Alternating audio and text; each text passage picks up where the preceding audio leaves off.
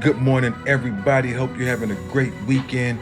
Welcome back to Unplugged and Uncut. You're live with your boy Unique, and we got a huge show today. We're going to be getting into NBA Draftnet, going over the Charlotte Hornets and the San Antonio Spurs, and putting a blockbuster trade together for both teams that could help them both out. It is such a large show, we're going to just jump right into it. So, looking at NBA Draft.net, and the reason we're using this site is because these guys are really good at getting the top half of the draft right. Now, the bottom half in the second round could be a little harder to predict because you never know who's going to slide and who's going to rise up at the last second. But these guys are so good.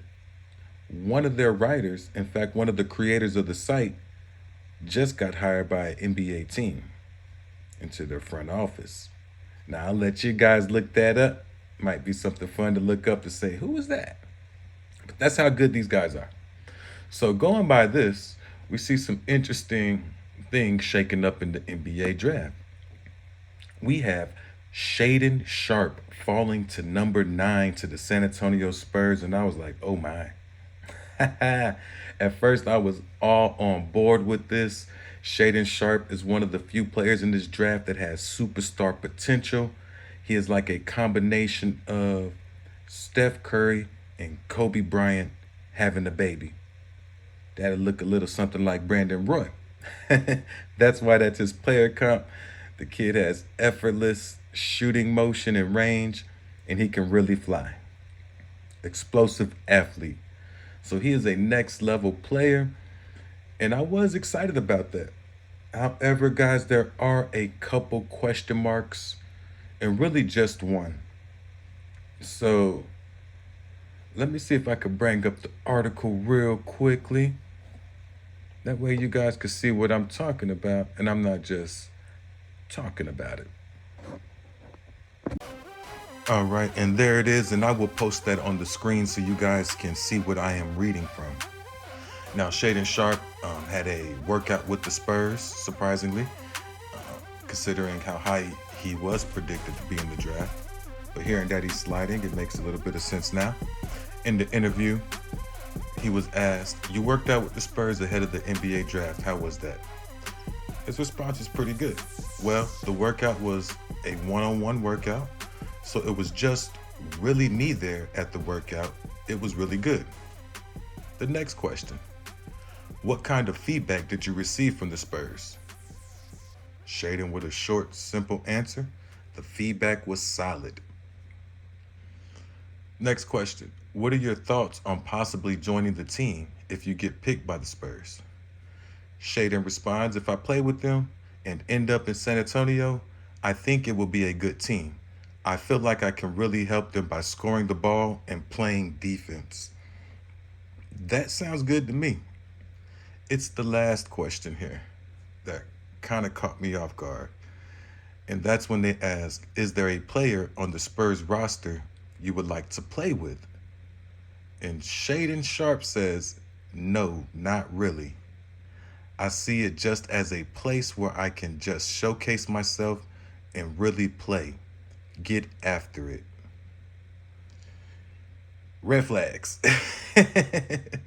There's no player on the Spurs you would like to play with. I mean, you could have just said DeJounte Murray or Keldon Johnson to be politically correct, but he just kept it 100 and said, no, not really. Now, I see it as a place I can showcase myself. Is he using it as a stepping stone to get to a larger market possibly if he gets drafted by the Spurs? So that's what I mean. Is his mindset that people should want to play with me? I'm that good. That could be a benefit. But if his mindset is there's not anybody I would really like to play with, I just see it as a place where I could kind of grow and get after it, or not grow, but a place where I can showcase myself, really play, and get after it. Interesting comments, guys. I'll let y'all decide on that. So that is the one red flag about the draft, and I had to mention that for all of our Spurs fans and anybody that's interested in drafting Shaden Sharp. You definitely want to check the player's mental because they might have superstar potential, but do they have that superstar makeup? Always a great question. After that, we see they got the Charlotte Hornets with the 13th pick taking Jeremy Schuin, and with the 15th pick taking Mark Williams. They have the Spurs with the 20th pick taking Jaden Hardy. I absolutely love this pick as well. Jaden Hardy is an electric scorer. He's a natural bucket getter and an excellent pickup at number 20.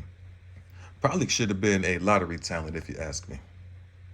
With the 25th pick, they got the Spurs picking up Caleb Houston. Now, I'm okay with this. He's 6'8", and he's listed as a shooting guard, but he could play small forward as well. And then with the 38th pick, they got the Spurs picking Wendell Moore, and that's when I said, what? And they got the Spurs literally drafted 4 guards. They got the Charlotte Hornets picking up a power forward and a center, which makes sense, looking at the roster construction.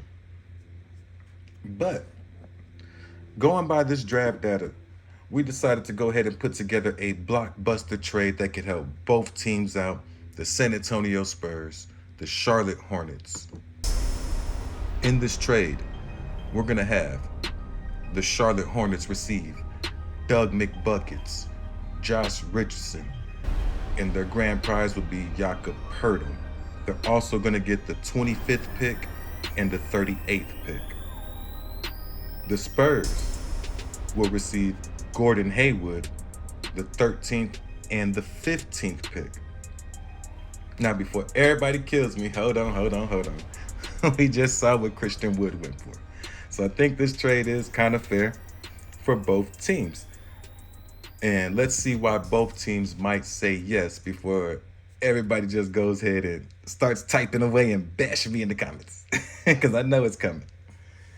So the Hornets might say yes because one of those draft picks is being used to get off of Gordon Hayward's $30 million contract. That's a lot of money dedicated to one player who might not fit the timeline of your team. So they are moving off of Gordon Hayward's contract. The other pick is used to secure Jakob Poeltl. Now, Josh Richardson and Doug McDermott help the contract works, but they are not just trade filler. They're actually really good players. Looking at their PER, Jakob Poeltl has a whopping 20.9 PER, and that would be the highest PER besides Montrezl Harrell, who doesn't play enough on the whole Charlotte Hornets team. So Jakob Poeltl will bring you 14 points, 10 boards, 2 blocks, number 2 rated defensive center in the NBA. Josh Richardson's bringing you 3 and D. Excellent defensive player, shooting over 40% from the three-point range. Doug McBuckets, all he does is hit threes, shooting 42% for his career, so you're getting a 40-plus three-point, another player that can hit over 40% of his threes. So that really helps the Charlotte Hornets, and you come off of that Gordon Hayward contract. The good thing about Josh Richardson is he is on an expiring deal, so you don't have to worry about picking him up, and you can use Richardson and McDermott as trade assets if you don't wish to keep them on your team. However, I would keep both of these players as they are excellent three-point shooters, and as you saw in the NBA Finals, you can't have enough three-point shooting. With their picks, I would actually have the draft picks stay the same. I would have the Charlotte Hornets pick up Caleb Houston, 6'8", could step right in and fit and get into the rotation. I would also have him pick up Wendell Moore, another 6'5" shooting guard small forward that could help their team and get buckets. So the new look Hornets might look a little something like this. Running that point guard, you could run LaMelo Ball, shooting guard Terry Rozier, small forward Caleb Houston. You could go big and put Bridges at the small forward and power forward PJ Washington, but we'll say Bridges at power forward and Jakob at center.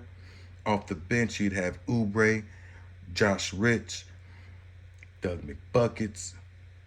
Now, Bouknight is an interesting player. He has a lot of talent, but he seemed to be a little temperament on the sideline last year with the Hornets, so we'll watch that. But he could get some playing time. Mason Plumlee's also excellent off the bench, not to mention Kai Jones and Thor with Wendell Moore. And you're starting to look like a team that could fight for a spot in that Eastern Conference. Now, the goal is to try and make it into the top 6 so you can avoid the play-in tournament. But if you can get the 7th or 8th seed, you give yourself a better chance of making it to the next round. So this could really help the Charlotte Hornets push for that playoff positioning. And now let's look at it from the Spurs standpoint. So from the Spurs point of view, not standpoint, my bad, y'all. From the Spurs point of view, the reason they might say yes is because they're getting to move back into the lottery with the 13th pick and also picking up the 15th. And we're kind of using this to correct the mistakes that NBA Draftnet has there. We're taking 4 guards because the Spurs have some glaring holes and needs. So let's go ahead and handle the draft real quickly. With the 13th and the 15th pick, the Spurs would still take Jeremy Schuin, but we're going to trade Mark Williams for Jalen Duren. So the Spurs would pick up in this draft Shaedon Sharpe, Jaden Hardy, Jalen Duren, and Jeremy Schuin. That's 4 players. The only problem I have with that is that all 4 players' contracts come up at the same time. It's the only problem I have with that, and it's possible you could see a player that is really good walk out on the Spurs due to the Spurs not being able to pay him in the future, such as a Kyle Anderson. Okay, now that we got our players drafted, let's handle the Gordon Hayward situation. Now, Gordon Hayward is making a lot of money, but his contract runs up when DeJounte Murray is due. So it kind of lines up. You're renting out your cap space for an extra lottery pick. So that's why the Spurs are saying, okay, we could bring in Gordon Hayward. And if you have Gordon Hayward as a veteran leader off your bench with this young squad we are putting together, that is not the worst thing. So having Gordon Hayward on the bench could be good with his knowledge of the game and just his overall presence of being somebody that you could have as a go-to scorer off the bench. He could also be used as a trade asset down the road with his contract becoming an expiring deal after next season. So it's not the worst thing in the world. And if you believe in Jeremy Schuin and Jalen Duren, it might be something you want to do. So let's check out the Spurs rotation after this blockbuster trade, because you have a lot of options. Now, personally, I would run with DeJounte Murray, Shaedon Sharpe, Devin Vassell, Keldon Johnson, Jalen Duren. However, if Jeremy Schuin is making a push to be a starter, then you could see the Spurs look a little different with Murray, Vassell, Keldon Johnson, Jeremy Schuin, Jalen Duren having a bigger team. And you can't teach height, so that could be beneficial. But if the Spurs want to stick with the smaller lineups they've been running, adding Shaedon Sharpe as a go-to scorer shooting guard, bumping Devin Vassell to small forward, could pay dividends. That's going to be an electric, fast team, able to switch everything. They might get pounded on the rebounds. Not even a might. So that's the only concern, and that's why I mentioned Jeremy Schuin might get into that starting lineup. And then the question is who do you bring out? Shaedon Sharpe or Devin Vassell? So the Spurs would be in a position with a nice starting lineup of young talent, not to mention with the excellent bench. Trey Jones, Jaden Hardy, Josh Primo, Gordon Hayward, who could actually slide in and start if you wanted, Jeremy Schuin or Shaedon Sharpe, depending on who you want coming off the bench, Zach Collins and Jacques Landale. That gives you 12 players. That gives you a little bit more room to deal with the players that could be lost, like KBD, Joe Wieskamp, Devontae Kaycott, etc. Even players you just traded for, like Romeo Langford. So that gives you 12 spots. That leaves 3 positions available plus 2 two-way contracts. Gives you a lot of flexibility if you're the Spurs.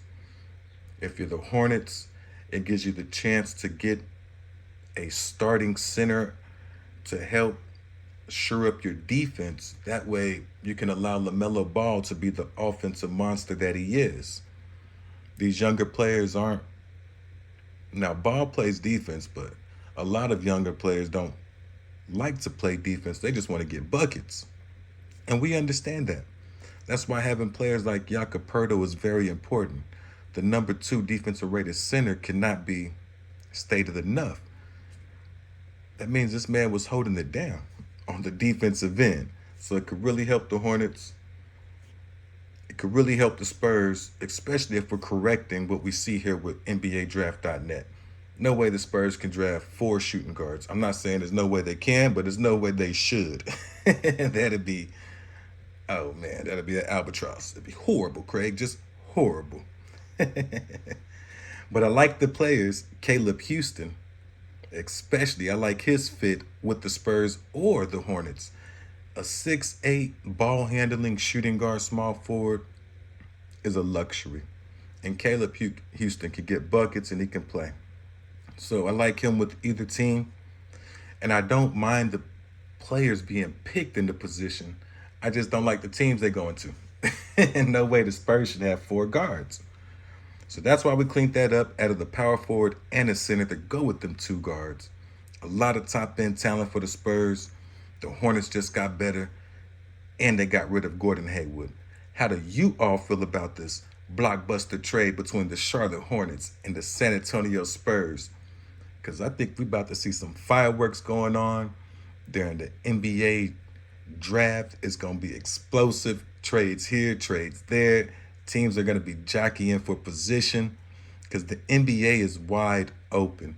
The Golden State Warriors coming in as the prohibitive favorites already, but you got to think the landscape of the NBA is going to be open, and there are going to be a lot of teams trying to capitalize on these opportunities to move into the playoffs. And you've seen what a young team like the Boston Celtics could do.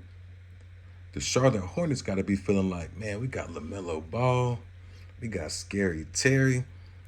We're right there on the edge. All we got to do is put a few more pieces around the players we got.